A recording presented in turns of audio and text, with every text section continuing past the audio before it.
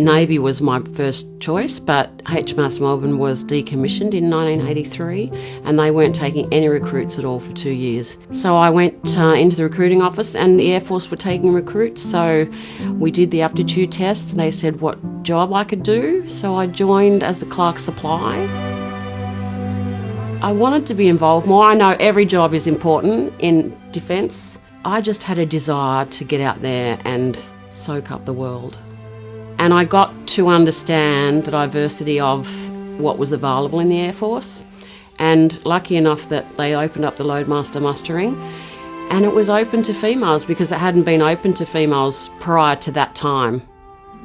When I graduated from our course, there were 5 gents and myself, and I ended up getting the Airmanship Award.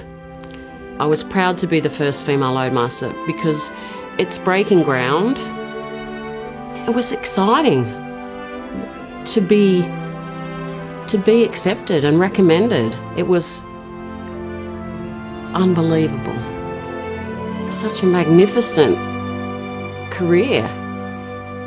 Until the day I leave this earth, it will be in every fibre of my being. A Loadmaster is responsible for the weight and balance of the aircraft, responsible then for loading the aeroplane, making sure that it flies within its centre of gravity. Most of all, a Loadmaster is responsible for the safety of any passengers they have on board, and that will include the crew if anything goes wrong. Military is different. You have to be prepared to do whatever, whenever. If that means being called off Christmas leave for a tsunami, so be it. And you have to be available 24/7. But there's fun too.